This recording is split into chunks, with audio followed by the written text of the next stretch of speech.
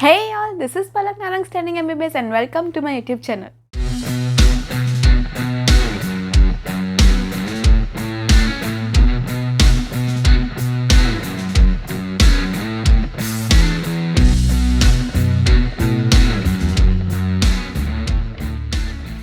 Last class में हम लोग ने कार्बोहाइड्रेट्स तक कंप्लीट कर दिया था और मैंने थोड़ा बहुत इंट्रोडक्शन दिया था अमाइनो एसिड के बारे में। तो आज हम एक्चुअल अमाइनो एसिड्स के साथ स्टार्ट करेंगे। बेसिक है, अमाइनो एसिड प्रोटीन में इतना कुछ खास है नहीं, मतलब है पर इतना ऐसे डिटेल में नहीं है। आते हैं उससे क्वेश्चंस तो हम लोग उससे स्टार्ट करते हैं। तो पहली बात, अमाइनो एसिड क्या होता है ये मैंने पिछली क्लास में भी बताया था। Amino acids are the building blocks of protein, यानी कि जैसे कि हमने मोनोसेकेराइड देखा था कि मोनोसेकेराइड से क्या बनता है, पॉलीसेकेराइड यानी कि कोई भी शुगर। तो फिर अब हम यहाँ पे क्या देखेंगे कि अमाइनो एसिड से बन के क्या बनता है। अमाइनो एसिड सारे इकट्ठे होकर क्या बनाते हैं, प्रोटीन बनाते हैं। तो इसीलिए amino acids are the building blocks of protein. दूसरा जो हमने पढ़ा था that is amino acid is substituted methane, यानी कि मीथेन में क्या होता है, एक कार्बन होता है और 4 हाइड्रोजन होते हैं। सिमिलरली अमाइनो एसिड में क्या होता है कि एक कार्बन होता है लेकिन उसके जो चारों हाइड्रोजन है ना, उसकी जगह कुछ दूसरा चीज़ सब्सटीट्यूट होता है। जैसे कि एक साइड पे होता है एसिड, एक साइड पे होता है बेस जो कि COOH और NH2 ही होना चाहिए। एक साइड पे हाइड्रोजन ही रहेगा और दूसरी साइड पे कोई भी R ग्रुप आएगा। This is amino acid. फिर उसके बाद हम लोग ने एक और चीज़ देखी थी that is type of amino acid. तो ऑन द बेसिस ऑफ कि वो हमारी बॉडी में नेसेसरी है कि नहीं, there are 3 types of amino acid, essential, semi essential और एक नॉन एसेंशियल। तो एसेंशियल वो होते हैं जो हमारी बॉडी में नहीं बनते हैं, तो इसलिए हम लोगों को बाहर से लेने की ज़रूरत पड़ती है। सेमी एसेंशियल वो होते हैं जो बच्चों में होते हैं, पर मतलब इनिशियली वो एसेंशियल होते हैं लेकिन बाद में एज वी ग्रो जैसे अडल्ट बनते जाते हैं तब वो नॉन एसेंशियल होते जाते हैं। तो एसेंशियल का मैंने आपको ट्रिक बताई थी। उससे पहले सेमी एसेंशियल अमाइनो एसिड के एग्जाम्पल्स 2 ही है, एक हिस्टिडिन और एक आर्जिनिन। ये 2 ही है इसके एग्जाम्पल। एसेंशियल की मैंने एक ट्रिक बताई थी कि एक ल्यूसिन नाम का लड़का है, ल्यूसिन नाम का लड़का है, वो ट्राई करता है 3 फिनाइल, तो थ्रियोनिन फिनाइलएलानाइन को मिक्स करने का with methane in vanilla ice cream.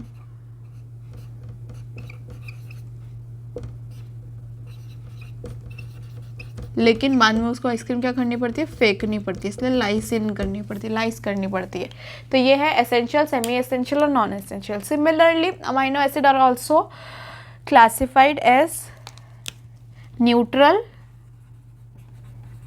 Acidic और बेसिक। तो न्यूट्रल में एक ट्रिक याद रख लो, गाविल यानी ग्लाइसिन, एलानिन,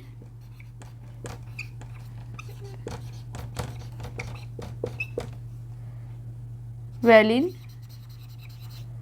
आइसोल्यूसिन, पेन खत्म हो गया है, और लास्ट में ल्यूसिन, एक ही आएगा। तो ये है सारे न्यूट्रल अमाइनो एसिड। अब हम देखेंगे गाविल का ग्लाइसिन का स्ट्रक्चर। ये याद रख लो, ये एग्जांपल्स आते हैं एग्जाम में। न्यूट्रल अमाइनो एसिड का एग्जांपल बताओ तो आप लिखोगे ग्लाइसिन, एलेनिन, वेलिन, आइसोल्यूसिन और ल्यूसिन। क्या क्या है, G से ग्लाइसिन, A से एलेनिन, V से वेलिन, I से आइसोल्यूसिन और L से ल्यूसिन। अब हम बनाएंगे ग्लाइसिन का स्ट्रक्चर। चलो let's start with glycine. Okay, इससे पहले मैं चालू करूँ, आई नो बैकग्राउंड में थोड़ी आवाज़ें आ रही होगी, वो इसलिए क्योंकि अभी बहुत गर्मी का टाइम है और मैंने पंखा चालू कर दिया, अदरवाइज़ तो मैं तो शूट नहीं कर पा सकती। चलो, ग्लाइसिन सबसे ईजीएस्ट स्ट्रक्चर, सबसे बेसिक स्ट्रक्चर होता है ग्लाइसिन का। एक तरफ एसिडिक कुछ होना चाहिए यानी COOH, एक तरफ NH2, ऊपर H और नीचे जो R है उसकी जगह पे आएगा H। एकदम सिंपल स्ट्रक्चर, इसको आपको आना ही चाहिए। क्या है ये स्ट्रक्चर, ग्लाइसिन का स्ट्रक्चर है। अब ग्लाइसिन के कुछ इंपॉर्टेंट पॉइंट्स हैं जो इम्पॉर्टेंट है इसीलिए इम्पॉर्टेंट है।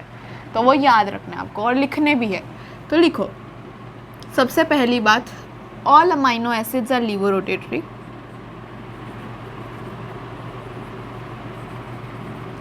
क्या क्या होते हैं सब? Levo rotatory except glycine. क्यों? क्योंकि ये होता है ऑप्टिकली इनएक्टिव। क्यों ऑप्टिकली इनएक्टिव होता है? उससे हमारा सेकेंड पॉइंट आया कि there is no chiral carbon. क्या आपको दिख रहा है इस कंपाउंड में कायरल कार्बन? ऑब्वियसली नहीं, क्योंकि यहाँ पे 2 हाइड्रोजन है, यानी चारों जो सब्स्टिट्यूएंट है वो अलग अलग है। तो इसलिए, क्योंकि यहाँ पे अलग अलग नहीं है, अगर अलग अलग हो तो कायरल कार्बन होता है, यहाँ पे अलग अलग नहीं है, 2 हाइड्रोजन है, तो इसीलिए नो कायरल कार्बन। तीसरी बात कि it is the precursor of heme, यानी कि ये आगे हीम बनता है और हीम आगे क्या बनता है? हीमोग्लोबिन। ठीक है, इतना समझे? कोई भी दिक्कत?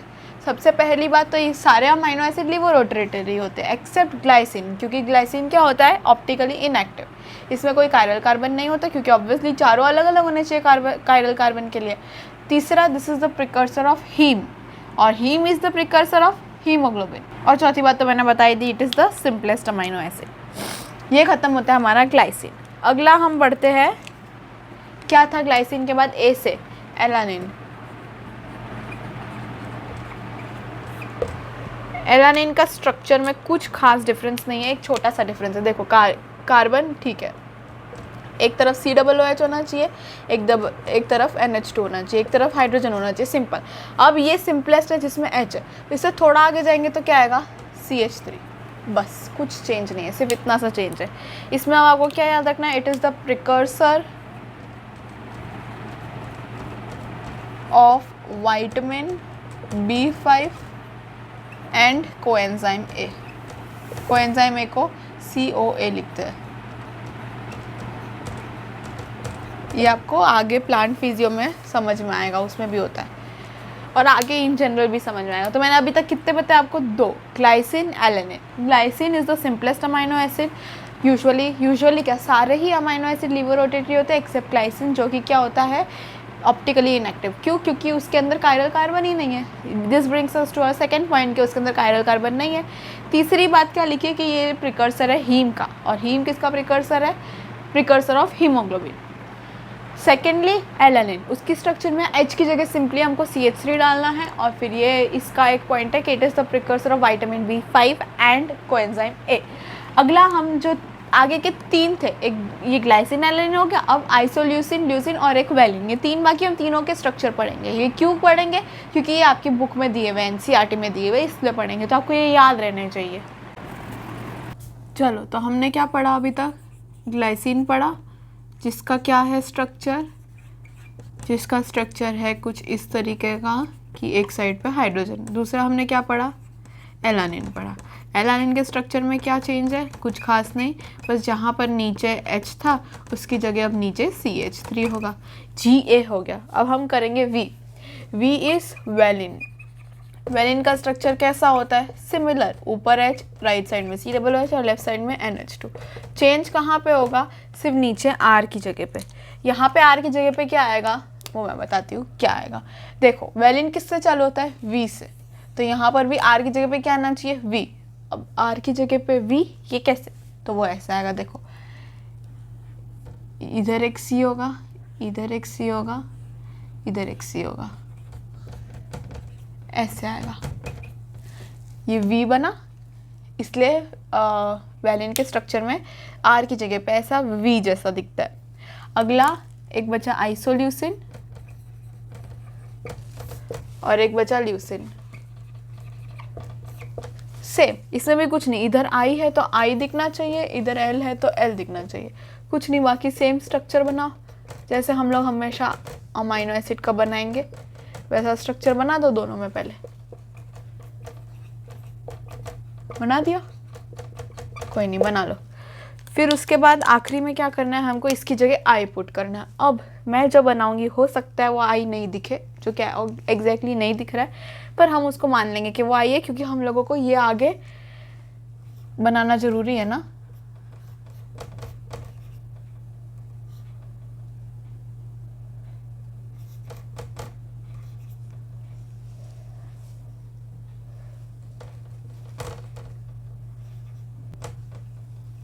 इसमें क्या बनाना है, एल बनाना है।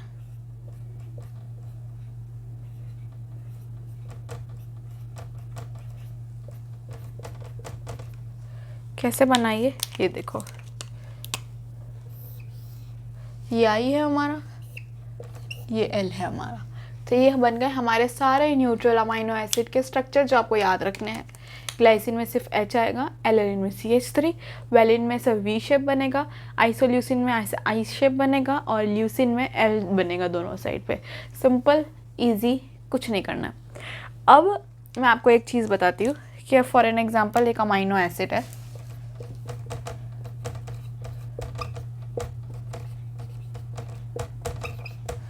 अब ये न्यूट्रल अमाइनो एसिड है। हम क्या करेंगे, अब दो कंडीशन देखेंगे। एक कंडीशन होगा जो pH, हम इस अमाइनो एसिड को pH एसिडिक में डाल देंगे, यानी एक ऐसा कंडीशन देंगे जिसका pH एसिडिक हो, और एक ऐसा कंडीशन देंगे जिसका pH क्या हो, बेसिक हो। तो ये अमाइनो एसिड कैसा बिहेव करेगा। अगर अमाइनो एसिड को हम एसिडिक कंडीशन देते हैं तो amino acid will behave like a base. तो यहाँ पे कैसा बिहेव करेगा, बेस की तरह। मैं इसको मिटा देती हूँ। अगर अमाइनो एसिड को हम एसिडिक कंडीशन दे रहे हैं तो वो बेस की तरह बिहेव करेगा। अगर हम अमाइनो एसिड को बेसिक कंडीशन दे रहे हैं तो वो एसिड की तरह बिहेव करेगा। एसिड की तरह बिहेव करेगा, इसका मतलब क्या होगा, CH NH2 R COO-, मतलब H एक छोड़ देगा और सॉरी बेस की तरह बिहेव कर रहा है।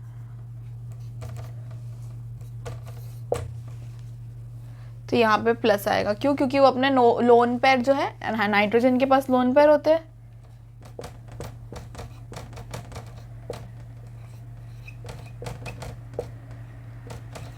ओके, नाइट्रोजन के पास लोन पेयर होता है।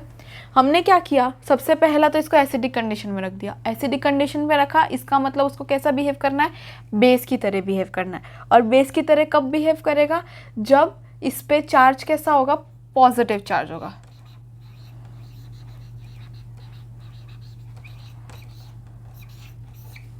ठीक है, इसको भी भूल जाओ। अगर पॉजिटिव चार्ज होगा तो इसका मतलब ये बेस की तरह रहेगा। हमको यहाँ पे पॉजिटिव चार्ज करना है तो हम इसके लोन पेयर को किसी के साथ शेयर कर देंगे तो ये पॉजिटिवली चार्ज हो जाएगा। अगर ये लोन पेयर कोऑर्डिनेट बॉन्ड हम केमिस्ट्री में पढ़ते हैं, अगर ये अपना लोन पेयर किसी के साथ शेयर करेगा तो ये क्या होगा, पॉजिटिवली चार्ज हो जाएगा। हालांकि वो फॉर्मल चार्ज हुआ पर हमको इसमें दिख रहा है कि वो पॉजिटिवली चार्ज हुआ, तो इसका मतलब ये कैसा बिहेव कर रहा है, बेस की तरह। यहाँ पे pH बेसिक है, बेसिक pH है, इसका मतलब क्या, कैसा बिहेव करेगा, वो एसिड की तरह बिहेव करेगा। और एसिड की तरह कब बिहेव करता है, जब वो नेगेटिवली चार्ज होता है। इंपॉर्टेंट है ये सुनना। और नेगेटिवली चार्ज कब होगा, ये जब हाइड्रोजन अपना बाहर निकाल देगा H+, तो यहाँ पे बना COO-, तो ये हो जाएगा हमारा एसिड जैसा बिहेव करता हुआ अमाइनो एसिड। वापस से ये अमाइनो एसिड है जो कि न्यूट्रल है, अगर उसको हम लोग ने ऐसी जगह पे डाला जहाँ पे pH एसिडिक है तो वो कैसा बिहेव करेगा, बेस की तरह बिहेव करेगा। बेस यहाँ पे क्या है हमारा NH2, तो हमको किस में चेंज लाना पड़ेगा, NH2 में। NH2 में चेंज लाने के लिए हम इसमें क्या करेंगे, प्लस लेके आएंगे, तो पॉजिटिवली चार्ज, तो यहाँ पे लोन पेयर दे देगा तो प्लस बचा। बेसिक अगर pH है तो ये कैसा बिहेव करेगा, एसिड की तरह। इस जगह पे एसिड क्या है, COOH, तो हमको चेंजेस किस में लाना है, COOH में। COOH में से H+ बाहर निकाल देंगे तो COO- बचेगा, तो इसमें क्या हुआ, नेगेटिवली चार्ज। सिंपल, सोबर, कुछ भी नहीं है। ये खत्म हुए हमारे न्यूट्रल अमाइनो एसिड्स। इसके अलावा और भी कई तरीके के अमाइनो एसिड्स होते हैं हमारे पास, जैसे कि अल्कोहल कंटेनिंग अमाइनो एसिड्स। इसका मतलब कैसे अमाइनो एसिड्स जिसके अंदर OH ग्रुप हो। तो आपको एग्जाम में ये पूछेंगे कि अल्कोहल कंटेनिंग अमाइनो एसिड में क्या होता है, वो इसके एग्जाम्पल पूछेंगे। तो आपको एग्जाम्पल इसके कैसे याद रखने हैं, इसके एग्जाम्पल ऐसे याद करोगे कि अगर आप एक घर पे अगर एक पार्टी होस्ट करते हो तो वहाँ पे आप 3 जनों को इनवाइट करते हो, ठीक है। आप घर पे एक पार्टी होस्ट कर रहे हो और 3 जनों को इनवाइट करो, तो आपको उनको क्या देना पड़ेगा, क्या सर्व करना पड़ेगा? ऑब्वियसली आप पार्टी होस्ट करो तो आपको उनको अल्कोहल सर्व करनी पड़ेगी ना। तो आप इसको ऐसे याद रखोगे, 3 याद रखोगे और होस्ट याद रखोगे। आप पार्टी कर रहे हो, आप पार्टी होस्ट कर रहे हो, इसका मतलब सब आपके घर पे आने वाले हैं पार्टी सेलिब्रेट करने या जो भी है, तो आप लोगों को सर्व करोगे। क्या सर्व करोगे? अल्कोहल सर्व करोगे। कितने लोग आने वाले गेस्ट में? 3 लोग आने वाले। तो उससे आप क्या, OH से तो पता चलता है कि अल्कोहल कंटेनिंग ग्रुप है, यानी कि OH ग्रुप प्रेजेंट है। इसके अलावा S से पता चलता है कि इसका एक एग्जाम्पल है सीरीन और दूसरा एग्जाम्पल है T यानी कि 3, तो थ्रियोनिन। क्यों मैंने 3 और T दोनों रखा? क्योंकि T से ट्रिप्टोफान भी है। जो ट्रिप्टोफान है वो अल्कोहल कंटेनिंग अमीनो एसिड नहीं है, बल्कि वो है एरोमेटिक अमीनो एसिड, जिसका हम आगे पढ़ेंगे। अभी के लिए आपको जानना हो तो क्यों? क्योंकि दिस ट्रिप्टोफान का जो स्ट्रक्चर है that is a benzene like structure, और एरोमेटिक अमीनो एसिड भी वही होते हैं जो सब बेंजीन लाइक स्ट्रक्चर फॉलो करते हैं, तो वो होता है एरोमेटिक अमीनो एसिड। अभी हम क्या पढ़ रहे हैं? अभी अल्कोहल है, इसको थोड़ा सा साइड पर रख दो। अल्कोहल में होस्ट से याद रख सकते हो, OH यानी अल्कोहल ग्रुप, S यानी सीरीन और T यानी थ्रियोनिन। ये हुआ अल्कोहल कंटेनिंग अमीनो एसिड। अगला है sulphur containing amino acid. Sulphur containing amino acid very important. Sulphur containing amino acid आगे भी बॉटनी में भी वगैरह में काफ़ी पढ़ोगे, तो उसको आप याद कर सकते हो SMC से। आपको याद करने की इसको ज़रूरत ही नहीं पड़नी चाहिए, आपको पता ही होना चाहिए कि सल्फर कंटेनिंग अमीनो एसिड कौन से होते हैं। एक मीथियोनिन और एक सिस्टीन। क्या लिखा है? SYSTE। एक होता है सिस्टाइन। वो कैसे बनता है? सिस्टीन की मॉडिफिकेशन से। अगर वो मॉडिफाई होता है तो बनता है cysteine. That is a different thing all together. अभी हमको क्या करना है? ये 2 चीज़ जो कि है सल्फर कंटेनिंग अमीनो एसिड। कौन से 2? एक मीथियोनिन और एक cysteine. Alcohol containing amino acid host, एक सीरीन और एक थ्रियोनिन। अगला हम देखेंगे aromatic amino acids. Aromatic amino acid में वही सारे आएंगे जिसके अंदर Y होगा, मतलब यानी कि एक ट्रिप्टोफान Y है, दूसरा फिनाइलएलानाइन Y है, और तीसरा टायरोसिन, इसमें भी क्या है? Y है। कुछ चीज़ें बताऊंगी, ध्यान से सुनना, इम्पॉर्टेंट है, इसलिए मैं ये 2 की आपको बताऊंगी कि इस किस चीज़ का प्रिकर्सर है ना, तो ध्यान से सुनना। Tryptophan. Tryptophan is the precursor of 3 चीज़ें। 3 चीज़ें कौन कौन सी होगी? एक indole acetic acid, indole acetic acid मैं लिख देती हूँ, ये हम प्लांट ग्रोथ रेगुलेटर में पढ़ते हैं, IAA, इंडोल एसिटिक एसिड। दूसरा, tryptophan is the precursor of vitamin B3 यानी नियासिन। तीसरा, tryptophan is the precursor of serotonin. ठीक है, ये 3 चीज tryptophan is the precursor. Next tyrosine देखते हैं। Tyrosine is the precursor of DMAT, demat. DMart से हम सामान खरीदते हैं, ये वो नहीं है, डीमैट है। डी से डोपामाइन। डोपामाइन वो होता है अगर आपकी कोई तारीफ कर रहा है कि ओह आप तो बहुत सुंदर लग रहे हो, आपके बाल बहुत अच्छे हैं, आपकी आंखें बहुत अच्छी है, तो तब जब आपको खुशी मिलती है तब जो हार्मोन रिलीज होता है दैट इज डोपामाइन। तो ये डोपामाइन। M से मेलाटोनिन। स्किन का जो कलर होता है वो मेलाटोनिन से आता है, क्योंकि melatonin is a skin pigment. A से एड्रीनालिन एंड नॉरएड्रेनालिन, जो कि होते हैं कैटेकोलामाइंस, यानी कि ये तब रिलीज होते हैं जब FFF कंडीशन होती है, फाइट, फ्लाइट और फ्राइट, जब आप डर जाते हो, अगर आपके आगे यहाँ पे सांप खड़ा है तो आप क्या करोगे, ओहो सांप है मेरे पास, ऐसे करोगे नहीं। आप उसको देखोगे, आपने देखा, तुरंत आपका रिफ्लेक्स हुआ कि चलो भाई यहाँ से भागो, नहीं तो ये तो सांप तो काट देगा। तो फिर वो एड्रेनलिन नॉन एड्रेनलिन का काम है। तो फाइट, या तो तुम किसी को मार रहे हो, या तो फ्लाइट, या तो उड़ जाओ, या तो डर जाओ, ये एड्रेनलिन नॉन एड्रेनलिन का काम है। तो क्या क्या हुआ है, एक डोपामाइन हुआ, एक मेलाटोनिन हुआ, एक एड्रेनलिन हुआ।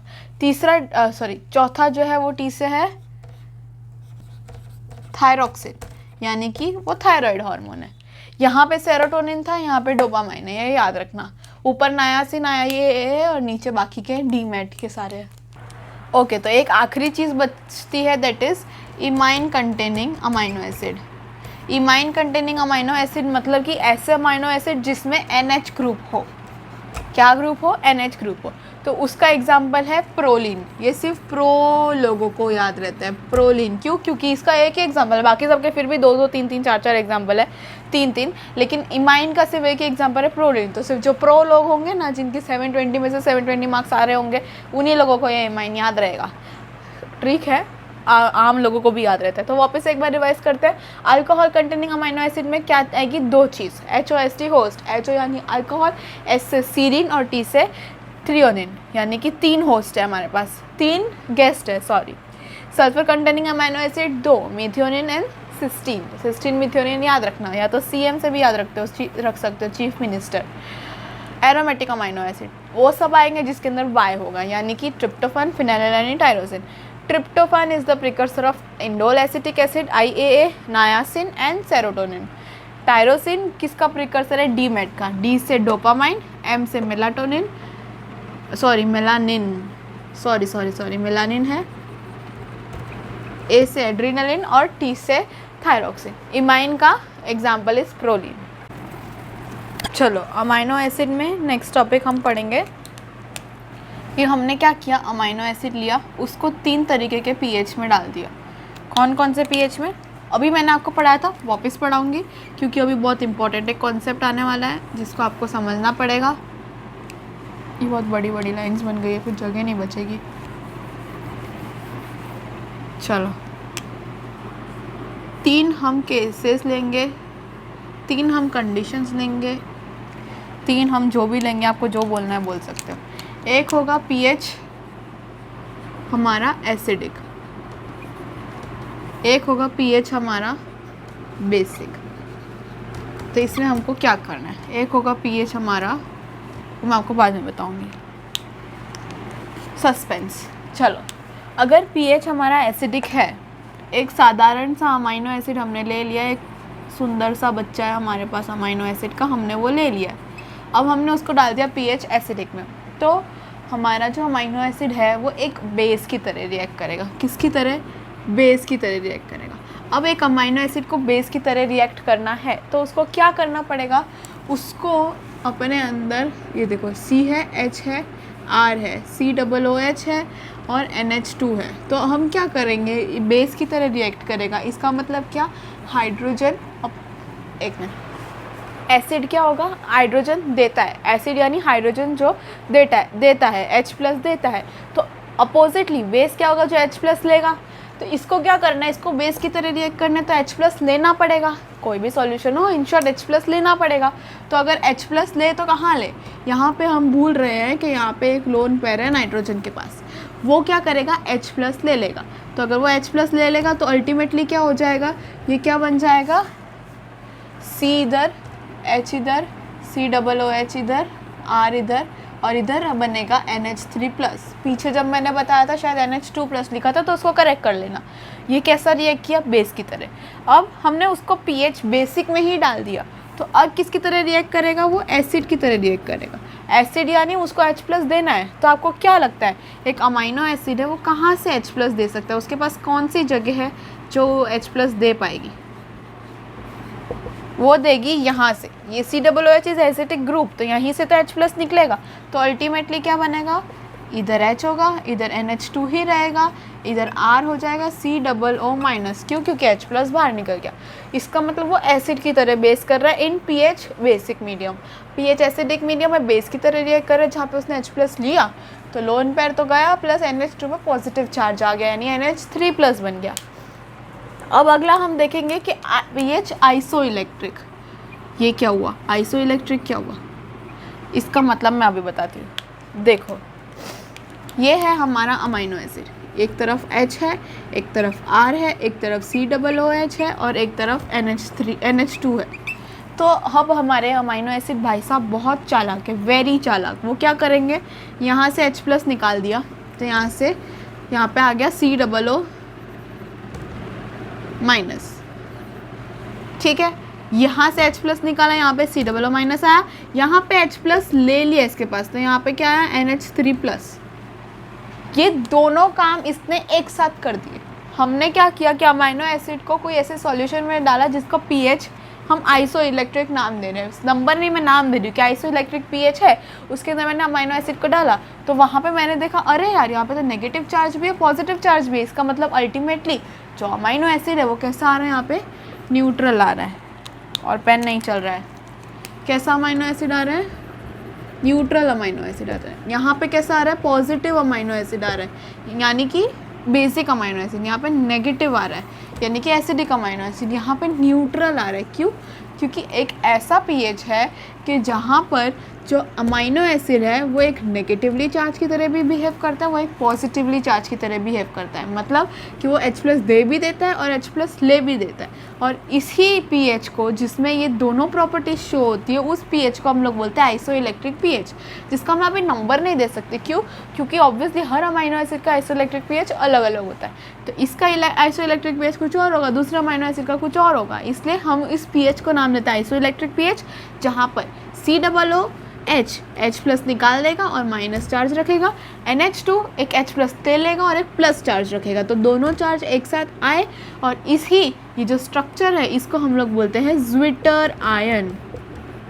ये सिर्फ एक इकलौता प्रॉपर्टी है अमाइनो एसिड का, जिसको हम लोग बोलते हैं ज्विटर आयन, जिसमें एक amino acid negative as well as positively charge होता है। यानी कि अल्टीमेटली जब हम ओवर द सॉल्यूशन देखें तो नेगेटिव पॉजिटिव तो काट देगा, तो अल्टीमेटली जो क्या दिखेगा हमको, वो न्यूट्रल सॉल्यूशन दिखेगा। So this is very important zwitter ion के बारे में। pH आइसोइलेक्ट्रिक pH में अमाइनो एसिड एक ऐसी प्रॉपर्टी शो करता है जिसमें वो एक ज्विटर आयन की तरह बिहेव करता है, जहाँ पे पॉजिटिव और नेगेटिव, इक्वल पॉजिटिव और नेगेटिव चार्जेस होते हैं और अल्टीमेटली वो न्यूट्रल बन जाते हैं। इसको लिख लो जो भी मैंने अभी बोला। फिर हम आगे बढ़ते हैं कि पेप्टाइड बॉन्ड कैसे बनता है अमाइनो एसिड में। क्या देखना है हमें?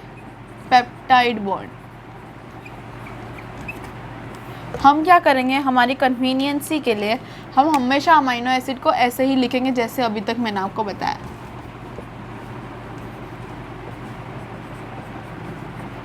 ये पहला अमाइनो एसिड है, दूसरा अमाइनो एसिड ये रहा। मैंने इस तरह से लिख दिया तो कोई तकलीफ हो रही है आपको?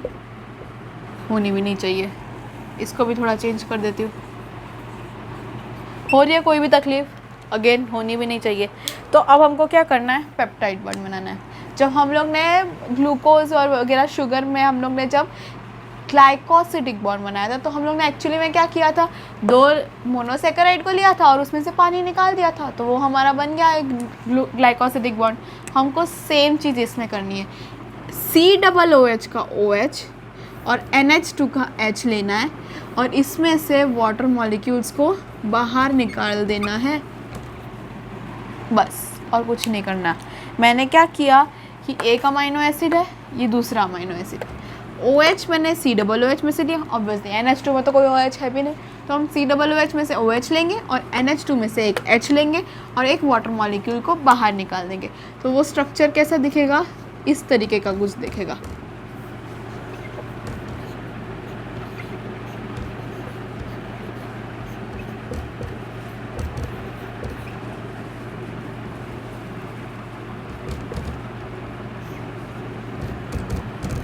ऐसा स्ट्रक्चर दिखेगा और इसी को हम लोग क्या बोलते हैं, यहाँ पे जो बॉन्ड बना इसको हम लोग बोलते हैं डाइपेप्टाइड बॉन्ड। क्यों डाइपेप्टाइड बॉन्ड? क्योंकि यहाँ पे 2 अमाइनो एसिड यूज़ हो रहे हैं, इसलिए हम लोग बोलते हैं डाइपेप्टाइड बॉन्ड। ये कैसे बना है? H2O के रिमूव होने की वजह से बना है। और ये क्या है? एक पेप्टाइड बॉन्ड है, 2 अमाइनो एसिड की मदद से बना है, इसलिए वो पेप्टाइड बॉन्ड है। ओके, तो ये है हमारा पेप्टाइड बॉन्ड।